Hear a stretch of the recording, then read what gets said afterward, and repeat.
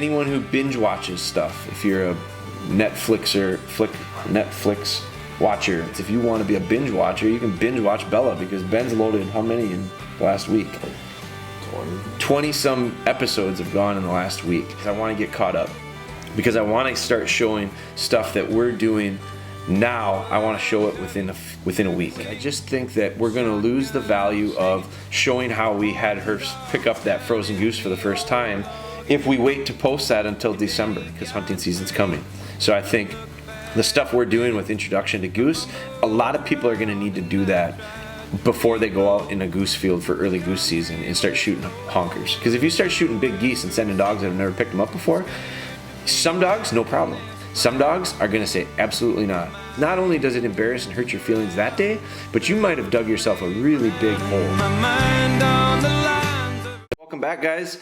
Another podcast we're cranking out. We're getting close to 100, aren't we? We're into the 90s, aren't we? We're getting close. This might be 90. We're coming up on 100. I have a big celebration planned for our 100th podcast. Ben's bringing donuts. It's going to be intense. But we're going to... Today I want to do a quick one, and it's going to be... You've heard me talk on the subject before, which oftentimes is the case here, repetitive subjects. But this one is a little bit different. It's not necessarily coming from a follower. It's not a question that we got from anybody, or a DM or an email or anything. It's just an update on our progress with Bella. And Bella is a puppy that we're training. Now she's about 16. I think she's about 16 months old. It's gonna be. She was April, so May, June, July, August, so 16 months old. Gonna be 17 months old, and really nice little dog. Training her for a client, Illinois Whitetail and Waterfowl outfitter out of Southern Illinois, friend of ours who actually lives in North Carolina, but owns that outfitting business in Illinois. We've known Brad for a long time. We've been through a lot with him. He's been a customer of ours, or a client of ours, and a friend of ours for probably 6 years now, 7 years. But Bella is going to go there. Probably we've got her scheduled to hopefully be able to go there later this fall. We need to get some shooting done over her. She's the star of our series, which is called Bella Be Good. It's a YouTube series that we've put together for her. How many videos, Ben, are we up to with Bella Be Good? 88. We posted 88, but we filmed about 116. So we've filmed about 116 days of training with her. Now, when I say that, like, it wasn't every single day. Sometimes we'd go on stretches where we filmed every day for a week straight, 10 days straight, and then there were times where we didn't film for a week. So it's not necessarily day by day by day, but it is basically for a great amount of the training that she's gotten, we've documented. Now, I've done some stuff when Ben wasn't here and didn't have a chance to film it. I've done some stuff on Instagram stories where it's just, here's what we're doing. It's an extension of the formal lessons. We've filmed the formal sessions, and sometimes I think that's gotten in the way of her progress, quite honestly, for multiple reasons. I think the camera gets in the way of it. I think the camera changes how I train. As much as I try to be 100% not influenced by it, it's just inevitable that it does. I'm always thinking in my back of my head, well, we can't make it too long. We got to keep this interesting for people to follow. And occasionally I have to remind myself and just say, you know what, forget about that. Not that I don't care about viewers when it comes to that. It's not that I don't have them in mind. It's that I think we have to be just as honest as we can be. So I think we've done a pretty good job with that, but we have run into some probably hurdles and things that have slowed us down because we're filming it. I also think that it's created a little bit of issue for me from a scheduling standpoint. We can only film when Ben's here. Well, Ben's not here at 5 in the morning when I was working with some of the other dogs this summer when it was really hot. So we'd wait, and then it'd be 8 o'clock, and then we'd film with her at 8 o'clock, and it was too hot. And just recently, I'm recognizing and realizing, boy, my productivity with her is a lot less lately. And how come? And so, backing up on this, we haven't been up to date with posting. I mean, it wasn't that long ago that you were posting stuff and people have watched this as a series, but it hasn't been posted the same as quickly as it's been filmed. So we had a build-up there of 30, 40 episodes, where that meant we were 2 or 3 months probably at some point behind with when we posted it to when it actually happened. So one of the things I said to Ben was I think we got to get tighter time frame wise. So we have, through creativity, one of our holdups was we could only post so much here because our internet sucks. Like, we just have really bad Wi-Fi. So we're doing all sorts of other projects and series that we're doing. We're doing our other brand, which is Hodag, and now it's prime time for Hodag, so we put a ton of emphasis and time on that. So we just haven't had the luxury of saying, we're really small, we don't have a lot of manpower, and we have even less Wi-Fi power. So we've had a hard time keeping up. And so some of the videos that have been posted in the last 3 to 4 weeks happened months ago, and they're not relative in the real time, from a real-time aspect. They're relative because that's actually the way it went. But for those who are, what really kicked me in the butt this week was we worked with her on picking up a frozen goose. And so I think in the videos that are posted, are we through hold conditioning yet? We're in the middle of it. So we're in the middle of what's been posted on YouTube. It looks like we're in the middle of hold conditioning. Hold conditioning took a couple weeks with her, and we got through it, and she's done really well with it, and I have very little concerns with it at this point. But if you're watching just on our YouTube, you are going, oh, they're not quite done through hold conditioning yet. No, we're done. We're past it. We've shot birds. We shot a flyer over last week. We're picking up a frozen goose this week. And the reason we're doing some of all that stuff more recently is because we are looking at an opener of dove and early goose and teal in about 2 weeks. So we're just a couple weeks off. And what I wanted, so I told Ben, I said, I just think that we're going to lose the value of showing how we had her pick up that frozen goose for the first time if we wait to post that until December, which is about the pace that we were at. And if that's the case, it doesn't help anybody right now. So we are accelerating. So anyone who binge watches stuff, if you're a Netflix watcher, or what are those other series, Primes, Amazon Primes and stuff. I mean, we don't watch TV, but occasionally Steph will get on a little binge, and I did. What was that one that I watched for a while? Ozarks. I watched Ozarks. I still haven't finished it. I got 3 episodes left, and I don't know why. I lost my enthusiasm for it. But we watched every day. We watched one for a while, for a couple weeks, and so I know some people, like Steph, my wife, will watch a series in a day. Like, she'll watch, like, if she's got a day off, she'll get into something and just watch it. Tiger Shark. What was that Tiger Shark one or whatever? Tiger Kings. She watched Tiger Kings in like 2 days. And that's a lot of episodes. Why do you put an S on the end of it? It's Tiger King. Tiger King. And just like Ozark is Ozark, not Ozarks. Why do I add that? I don't know. But so Tiger King, she watched it really quickly. Binge watchers, I think they call those people. So we're going to give you guys a chance. If you want to be a binge watcher, you can binge watch Bella, because Ben's loaded how many in the last week?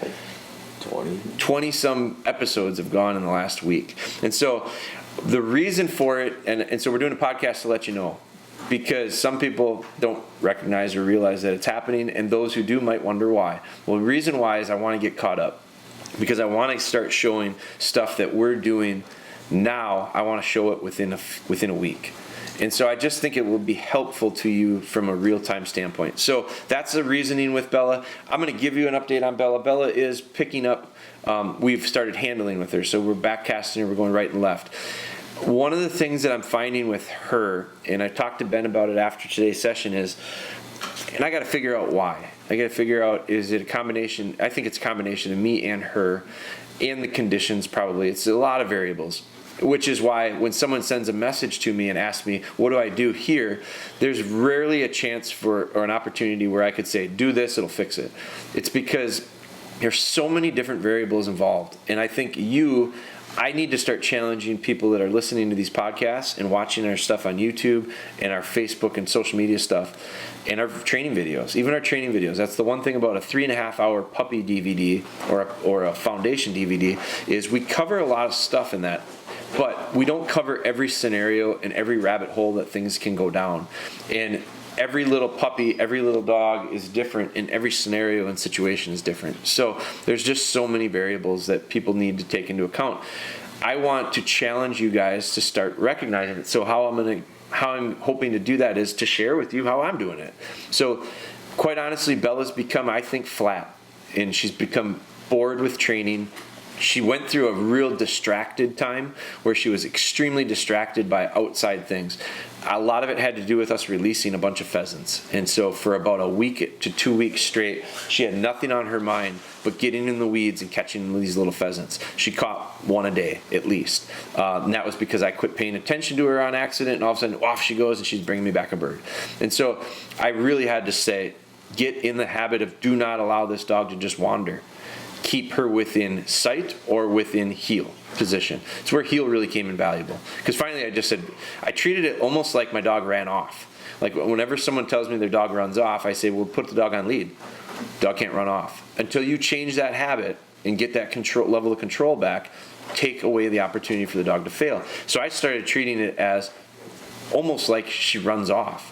And I said, well, you got to always be on heel. If I'm out in the yard, if I'm going to the shop, you have to be in heel position, whether it be on lead or off lead. It didn't matter. So she went through that phase, and she really struggled with her attention. And at about that time, this is about a month ago, about that time is when she, I think, slowed down dramatically with gaining from a training perspective. It was about the time, it was shortly after we came out of hold conditioning. I always tell people, get through hold conditioning and watch things just speed right up. It has not happened with her. She's gotten through hold conditioning, and things have not accelerated the way I hoped. So I have to recognize it and be okay with it. There's nothing I can do, no matter how hard I try, no matter how bad I want it, I'm not speeding her up from a maturity standpoint. And I'm not going to revert to putting pressure on her, because I know what that'll do. That'll shut her right down. It's just the style of dog she is. And it's a style of training that I don't like. It doesn't fit me, and it doesn't fit her. That's part of the reason why we're so, I think, such a good fit for each other. So, but what we're going to do, what I'm going to do, and I've talked to Ben about it today, because we got her picking up this goose, and 3 days into it, and today she almost wanted to quit on me.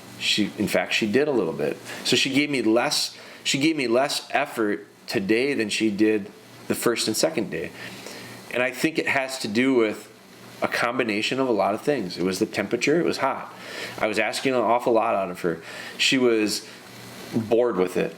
It just wasn't very fun for her. I could see it wasn't very fun. And I'm trying to get her to do something that she's not enjoying. Well, if you've ever done anything that you don't enjoy, I think you can relate to the idea of where your enthusiasm is when it comes to giving your all. It's just not there. It's really a chore. You really got to dig deep to do stuff you don't want to do. And I don't know that she's got that in her right now. So I'm recognizing that. And what I'm going to do is take a little break. I think I'm going to take a little break from it. I'm going to do some fun stuff with her.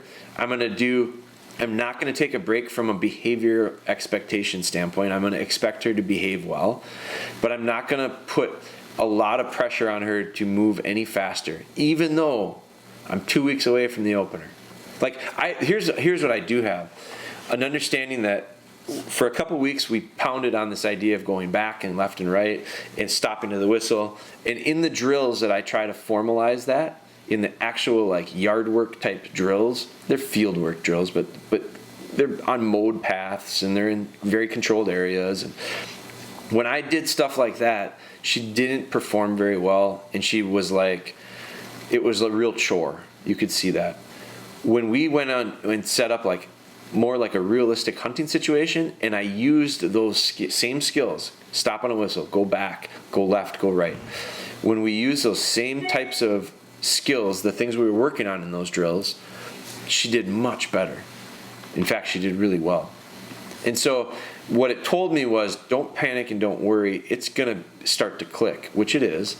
But it's also, don't keep trying to force something to happen. And I don't mean physically force it. I just mean repetitively continue, go. I talked about this I think it was in a podcast before. I talked about this. There's a gal that is a trainer, Sarah Gadd.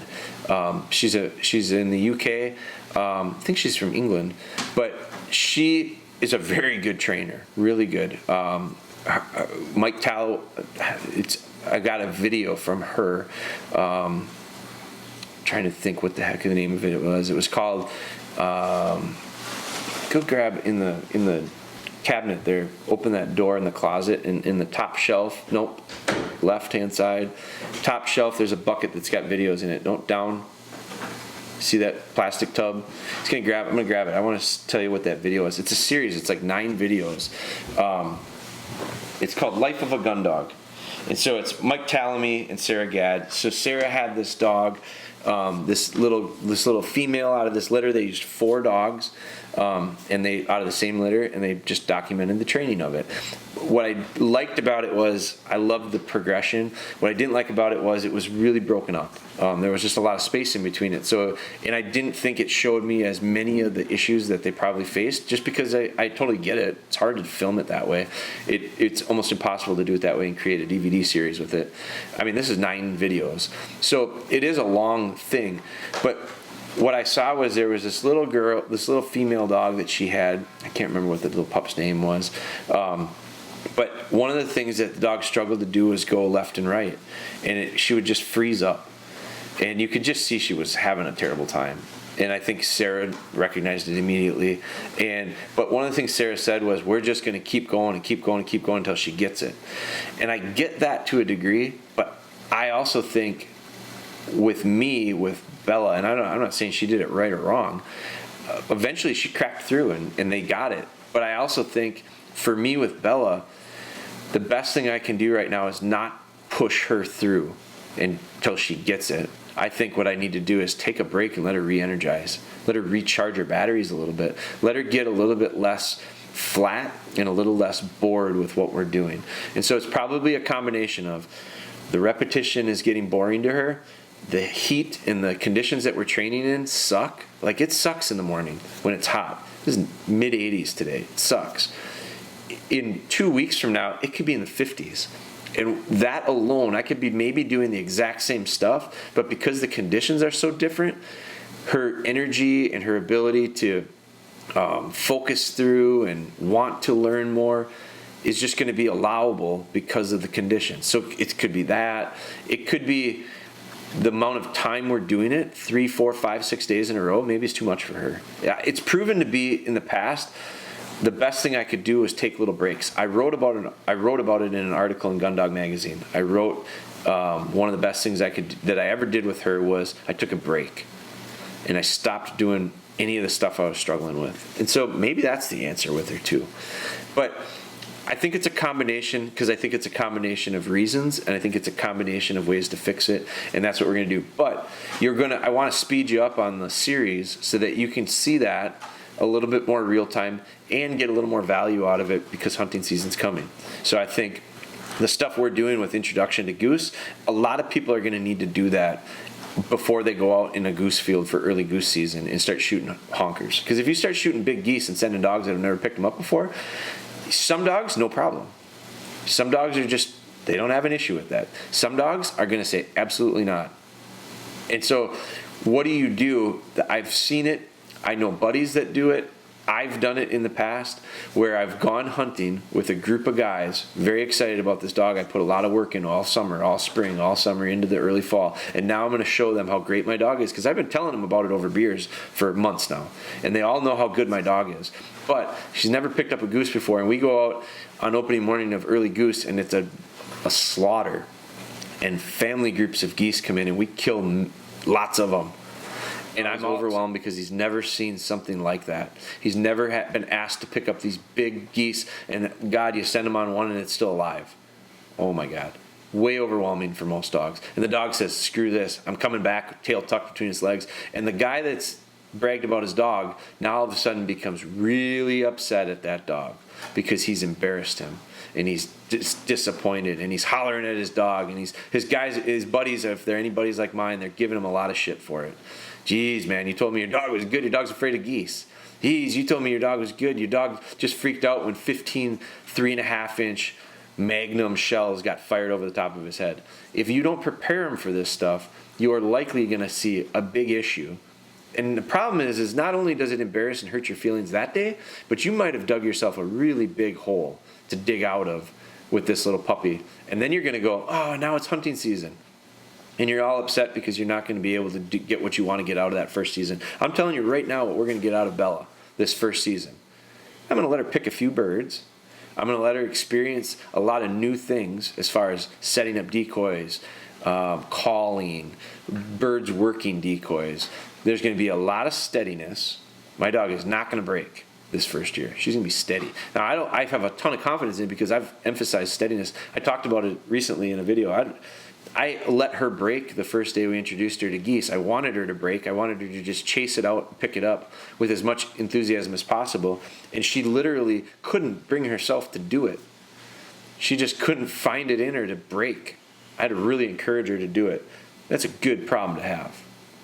If you go out and have a so-so steadiness with your dog and you allow the dog to start breaking day one because you're all excited because you're shooting teal, and the dog starts breaking and getting retrieves, you made your steadiness issue a lot more difficult than it needed to be going forward. So I think you have to keep all that stuff in mind. And now that the hunting season has started, I'm excited about it because it's an opportunity for me to continue our training. That's all I look at this as. Bella's training is going to take the next steps over the months of September and October. And hopefully, I'm hoping to have her go back around early November to her owner. It might not be forever, but it'll be at least to start transitioning back because I know their hunting is going to be really heating up down there. And Ben and I might even sneak out for a hunt down there. But I want her to start picking up with those guys, shooting mallards and shooting wood ducks and shooting the birds that they're going to shoot in what they have kind of as an early migration. Their season is a lot later than ours. We start end of September, early October. They're a full month behind us. So I hope that we have the opportunity to give her a month of September of transitional training and shooting doves and teal and early season goose. Into October where we can start shooting some ducks. We're also going to be working her on the uplands. I grouse hunt. I'm going to be doing some grouse hunting and woodcock hunting quite a bit this fall. I'll have her with me. They're not going to do so much upland with her, but I'm going to work her on upland. Because it's an opportunity for me even to work her at heel in the uplands and not necessarily have her quartering and flushing. But I can have her work at heel while I have other dogs quartering and flushing. And if I want to, I can send her to make some retrieves. But it's a 100% opportunity for us to continue to build and extend on her steadiness and continue to build and extend on her ability to heel off lead and work with me as the gun. So those are all things that we'll be doing. I want to get you caught up with that because I don't want you watching stuff that we're doing in September when it's January or December because it's just not going to help you as much for this year. Now, that's for folks that are in a position where have young dogs that are going to be going out for the first time this fall. If you're sitting at home right now with a 6-month-old dog, I hope you're not going, ooh, good. I can get caught up to where Bella is at 16 months, and then I can use that to get in the field at 7 months and 8 months. I hope you're not thinking that.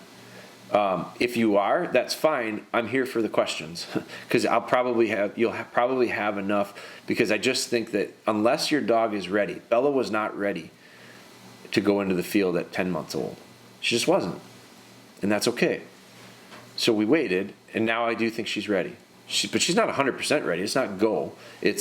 She's ready to take that next step in transitional training. And so I want you guys at home that are experiencing that or going through that to be able to share that same. That's it. It's a Bella update. You binge watchers, you got a little treat coming. It's courtesy of Wonder Boy. He's stealing Wi-Fi from the local high school to get these loaded. There's the secret. The secret's out. Our Wi-Fi is horrible, so we've tapped into the guest Wi-Fi at our local high school, and man, it loads up really well. So don't leak that out to the school district. I don't know if they like that or not. I don't know that they would mind, to be honest with you. It's a community giving back to a community, right? We've got great guys that are working with us from that school, and it actually was a hot tip from them. So you guys, good luck with your training. Continue to stay following the course. I've had some excellent responses back from people from some of the recent podcasts. Those who we've touched on we have more questions from people that we're going to use for podcasts because I do like doing it. I think it helps multiple people that way. The folks that we've talked with or talked about have reached back out to me with such positive return as far as the messages, and I thank you for that. One of the things that I'm really excited about is I've never seen so many people message so consistently and say, I'm recognizing I just have to slow down. Thank you for that. I'm enjoying this process because I was very frustrated and now I'm having fun with it. And the reality is I'm getting nowhere near the amount accomplished that I originally wanted to in the time I wanted to do it. But I'm having more fun with it. And I'm telling you right now, if you're having more fun with something, you'll do it more often. If you do it more often and you'll do it better more often, you'll get better results. It's a simple equation. That's it. Thank you for your support. Please continue to follow along with us here with the podcast, our Instagram, our YouTube, our Facebook. I had someone that recently, Ben has started putting these on YouTube as vlogs, which are like video blogs. I had someone that reached out and said, well, I don't know where to rate it. I heard you ask about rating it. I don't mean rate it on YouTube. I don't think you can rate stuff on YouTube.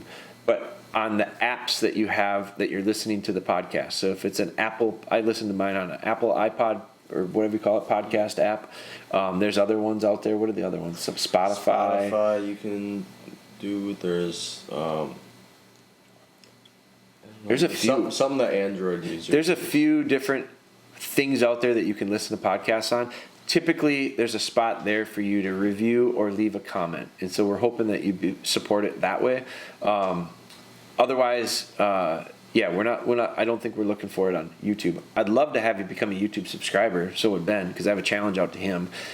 He hit recently 5,000 followers, which to a lot of people is laughable because it's not that many.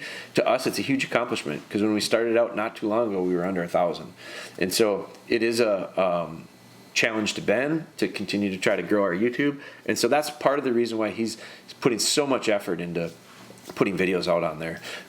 It's a great platform. It's a real user-friendly platform, and so many people use it. We're way late getting into the game on it, but our hope is to get caught up. So thank you guys for that. And if you follow us there, if you just hit the subscribe and hit the notifications, and you'll be turned on to whenever time we put a new post up. So thank you guys. That's it for I don't know what number, but we're getting close to 100. 89. 89.